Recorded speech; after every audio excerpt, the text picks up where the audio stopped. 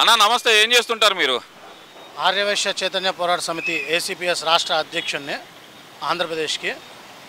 అన్నా మరి ఇప్పుడు రాష్ట్రంలో కూటమి ప్రభుత్వం అధికారంలోకి వచ్చింది ఏంటి, ఎలా ఉందంటారు ఈ 60 రోజుల కూటమి ప్రభుత్వ పరిపాలన?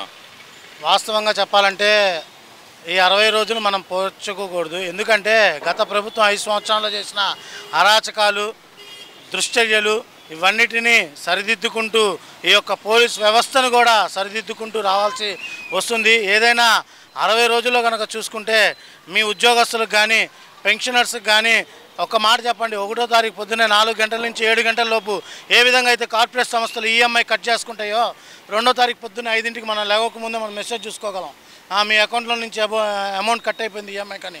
మనం అనుకుంటాం అబ్బా ఏంది వీళ్ళు ఇంత కఠినంగా ఉన్నారని. అదేవిధంగా మన ప్రభుత్వం కూడా ఈ యొక్క పెన్షనర్స్కి కానీ ఉద్యోగస్తులకు కానీ వీళ్ళందరికీ 1వ తారీఖు పొద్దున్నే 4 నుంచి 7 దాకా వాళ్ళ యొక్క జీతం వాళ్ళ అకౌంట్లోకి పంపించి వాళ్ళ యొక్క బాధల్ని తొలగించడం జరిగింది. గత ప్రభుత్వంలో చూసుకున్నట్టయితే కనుక ఆర్యవైశ్యుల మీద అనేక దాడులు జరిగినాయి. వాళ్ళ వ్యాపారస్తుల మీద కానీ వ్యాపారం మీద కానీ చింతపండు అమ్ముకుంటున్నా కేసు పెట్టారు, బెల్లం అమ్ముకుంటున్నా కేసు పెట్టారు, బట్టలు అమ్ముకుంటున్నా కేసు పెట్టారు. కనీసం ప్రతి ఒక్క వ్యాపారస్తుడు ఎంత లేదన్నా కనీసం ₹1 కోటి దాకా ప్రతి ఒక్క వ్యాపారస్తుడు నష్టపోయి ఐపీఎల్ పెట్టే స్టేజ్లో దాకా ఉన్నారు. దానిలో మేము కూడా ఒకరు ఉన్నాం, అది మేము కూడా చెప్పుకున్నాం. ఎందుకంటే గత ప్రభుత్వంలో వ్యాపారాలు లేక ప్రతి ఒక్కరు సోమరిపోతులుగా మారిపోయటం జరిగింది. ఎందుకంటే ఈ ఒడి ఆ ఒడి అది ఇది ఈ యొక్క కల్తీ మద్యం వీటన్నిటికీ బానిసలాగా చేయటం జరిగింది. ఇప్పుడు ఇదివరకు ఉంది, మందు దాకపోయినా ఒక రోజు లేకపోయినా వాళ్ళు ఉండగలరు. ఈరోజు ఆ యొక్క కల్తీ మద్యం వచ్చిన ఒక గంట సేపు కూడా వాడి నోట్లో మందు పడకుండా వాడు ఉండలేకపోతున్నాడు. ఆ విధంగా తయారు చేసిన ఈ యొక్క ప్రభుత్వాన్ని కూలగొట్టిన ప్రజలందరికీ మేము ముందుగా మా ఆర్యవైశ్య చైతన్య పోరాట సమితి తరపు నుంచి అనేక ధన్యవాదాలు తెలుపుతున్నాము. ఎందుకంటే మన ఆంధ్రప్రదేశ్ మరో బీహార్ అనకూడదండి, ఇప్పుడు బీహార్ చాలా బాగుంది. మరో శ్రీలంక అయిపోయే పరిస్థితుల్లో ప్రజలందరూ మేరుకొని ఈ యొక్క ప్రభుత్వాన్ని దింపి మన చంద్రబాబు నాయుడు గారి కూటమి ప్రభుత్వాన్ని పెట్టినందుకు మీకు చాలా ధన్యవాదాలు చెప్పుకుంటున్నాము. ఇదంతా చేసింది ప్రజలు కాదు, ఈవీఎంలు చేసినాయి. ఈవీఎంల్లో మాయ జరిగింది. చంద్రబాబు నాయుడు గారు ఇక్కడ మేనేజ్ చేస్తే పైనుంచి మోడీ గారు మేనేజ్ చేశారనే మాట అయితే గట్టిగా వాడుతున్నాడుగా మరి జగన్మోహన్ రెడ్డి. మరి దాన్ని ఎలా చూడాలంటారు? మరి ఇదివరకు 151 స్థానాలు వచ్చినాయి, మరి అప్పుడు దాన్ని ఏమనుకోవాలి మనం? మీరు చెప్పండి, దానికి ఆన్సర్ చెప్తే అప్పుడు తర్వాత దానికి మనం ఆన్సర్ వెళ్దాం. ఆ జగన్మోహన్ రెడ్డిని లిఖితంగా ఓకే మేము ఈవినింగ్ క్యాంపింగ్ చేశాము కాబట్టి మాకు 151 స్థానాలు వచ్చినాయని చెప్పి రాసిమనండి, అప్పుడు మనం కూటమి ప్రభుత్వం కూడా ఆలోచిద్దాం దాని గురించి. మరి ఇక్కడికి వచ్చిన తర్వాత చూస్తే కనుక మీరేం గతంలో దాడులు జరిగినాయి అంటున్నారు, మరి ఇప్పుడు జగన్మోహన్ రెడ్డి అంటుంది ఏంటంటే ఈ ప్రభుత్వం వచ్చిన తర్వాతే ప్రతి వర్గాల మీద దాడులు ఎక్కువైపోయినాయి, అంటే సామాన్యులు బతికే పరిస్థితి ఆంధ్రప్రదేశ్లో కనపట్టలేదు, రాష్ట్రంలో రాష్ట్రపతి పాలన పెట్టాలని చెప్పి ఢిల్లీ దాకా వెళ్ళి ధర్నా చేశారు కదా మరి జగన్మోహన్ రెడ్డి. మరి దాన్ని ఎలా చూడాలంటారు? మీ క్వశ్చన్లోనే మీ ఆన్సర్ ఉంది సార్. ఢిల్లీకి వెళ్ళి ధర్నా చేశాడు జగన్మోహన్ రెడ్డి. 5 సంవత్సరాలు నీకు సీఎం పదవి ఇస్తే ఏం చేసావా? ఫోన్లో కూర్చొని పబ్జీ ఆడావా? అప్పుడేమో పబ్జీ ఆడావు అధికారం ఉన్నప్పుడు, అధికారం పోయిన తర్వాత అధికారం కోసం ప్రజల్లోకి వస్తావా? ఈ డ్రామాలు ఏంది? ఇవి డ్రామాలు కదా చెప్పు, మరి ఏమంటారు దాన్ని? అధికారం ఉన్నప్పుడేమో తీసుకెళ్ళి ఇంట్లో కూర్చొని ఏసీ రూమ్లో కూర్చున్నావు, అధికారం లేనప్పుడు నేను తిరుగుతున్నా నాకు ప్రజలు కావాలని చెప్పి బయటకు వచ్చావు. నీ కార్యకర్త ఎవరో వాళ్ళు పొడుచుకొని చనిపోయిన దానికి నువ్వు వినకుండా ర్యాలీకి వెళ్ళావు, అవునా కదా? వెళ్ళావు. మరి అదేవిధంగా ప్రజల సమస్యలు ఉన్నప్పుడు నువ్వు ఏ విధంగా ఎందుకు బయటికి రాలా? పరదాలు ఎందుకు కట్టుకున్నావు? చెట్లు ఎందుకు కొట్టేశావు? ఇప్పుడు అధికారంలో ఉంది టీడీపీ, మరి టీడీపీ తలుచుకుంటే మరి నీ మీద దాడులు చేయలేదా? అప్పుడు కట్టిన పరదాలు ఇప్పుడు ఎందుకు కట్టుకోవట్లా నువ్వు? అప్పుడేమో మా సొమ్ము ఇప్పుడే నీ సొమ్మనా? ఏమయ్యా ఇది పద్ధతి?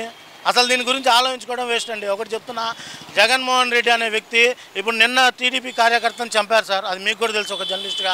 ఇప్పుడు అదే ప్రభుత్వం మేము ఉన్నాం, మా ప్రభుత్వమే, మా ప్రభుత్వానికే పోలీసులు మాకు రక్షణ ఇవ్వట్లేదు ఒక రకంగా చెప్పాలంటే.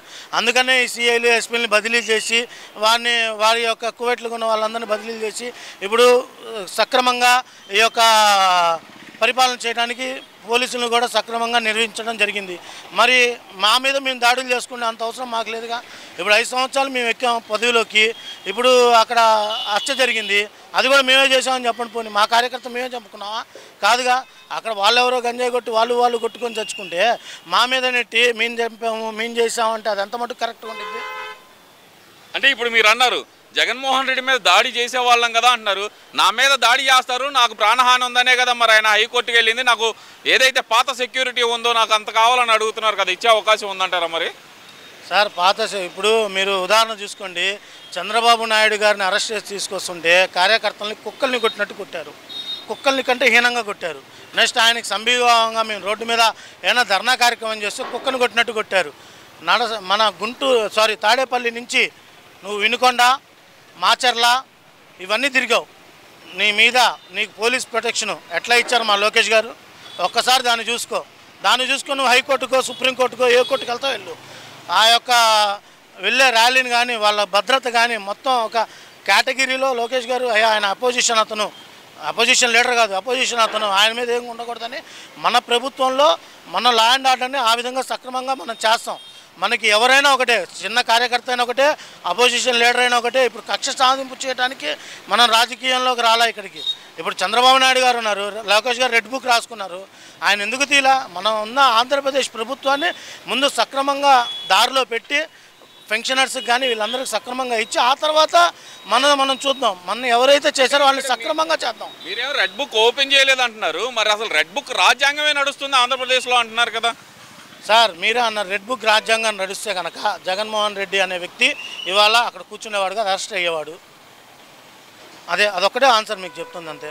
కక్షలే ప్రజాపాలన వదిలేసి ప్రతిపక్షాల మీద దాడులతోనే ఈ ప్రభుత్వం కాలం వెల్లదీస్తుంది. ఇచ్చిన సంక్షేమ పథకాలు అమలు చేయలేకే ఇదంతా మా మీద దాడులు చేస్తున్నారనే మాట వినపడుతుంది కదా మరి జగన్మోహన్ రెడ్డి దగ్గర నుంచి కానీ వైసీపీ నాయకుల దగ్గర నుంచి కానీ. సార్ పొద్దున్న లేస్తే సాయంత్రం పబ్జీ ఆడుకునేవాడి నువ్వు.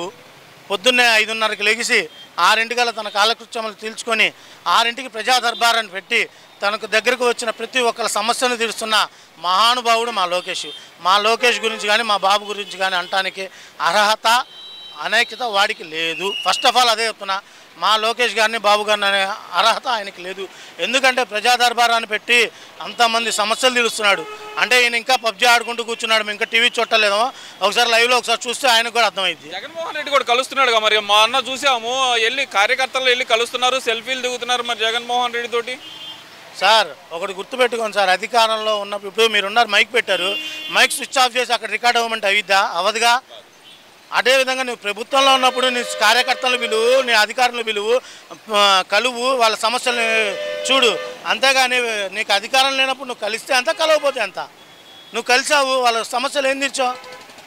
ఇప్పుడు లోకేష్ గారు కలుస్తున్నాడు అంటే ఆయనకు అధికారం ఉంది, ఆయన తీర్చగలిగే కెపాసిటీ ఉంది కాబట్టి ప్రజలు పిలిపిస్తున్నాడు, ఆయన సమస్యలు తీరుస్తున్నాడు. నువ్వేం సమస్యలు తీరుస్తున్నావు? అంటే ఆయన సమస్యలు తీర్చడం కాదు, అసలు మరి గతంలో ఏనాడు ప్రెస్ మీట్ పెట్టిన జగన్మోహన్ రెడ్డి ఈ ఓడిపోయిన 2 నెలల కాలంలోనే 5 నుంచి 6 ప్రెస్ మీట్లు అయితే పెట్టడం జరిగింది. మరి దీన్ని ఎలా చూడాలంటారు? మరి దానికే కదా సార్ చెప్పేది, ఓడిపోయాను నేను అందుకనే ప్రజల్లోకి వస్తున్నాను అనే ఒక సింపతి క్రియేట్ చేసుకోవాలని. సార్ మీరు ఒకటి చూడండి సార్, ఆయన గెలిచాడంటే కేవలం రాజశేఖర్ రెడ్డి గారు చనిపోవడం ఆ టైంలో, అదేవిధంగా ఆయన సానుభూతి చూసుకొని నేను రాజశేఖర్ రెడ్డి బిడ్డని అంటాం. ఇప్పుడు ఏదైనా ప్రజల్లో కొద్దిగా గొప్ప ఆరోగ్యశ్రీ ఇవన్నీ తెచ్చాడు కాబట్టి వైఎస్ రాజశేఖర్ రెడ్డి గారి మీద కొద్దిగా గొప్ప అభిమానం ఉంది. ఆ అభిమానాన్ని వీళ్ళు చూశారు అంతే. 2029లో గట్టిగా తిరిగి వస్తాము, ఆ రోజు నేను ఆపిన మరి కార్యకర్తలు ఆగరు అనే మాట అయితే వాడుతున్నారు మరి జగన్మోహన్ రెడ్డి. ఆ కార్యకర్తలే కనుక నిజంగా వైఎస్ జగన్మోహన్ రెడ్డి చూసుకుంటే నిన్న ఓటమి అనేది రాదు కదండి ఆయనకి. నిన్న ఓటమి రాదుగా. 5 సంవత్సరాల తర్వాత రాజెవరు రెడ్డి ఎవరు అని సామెత ఉంది. అవన్నీ కాదు, ఎందుకంటే ఇదే విధంగా పరిపాలన చేస్తే ఇంకో 10 సంవత్సరాలైనా లోకేష్ గారే ఉంటారు. అదొకటి గుర్తుపెట్టుకోండి. Thank you.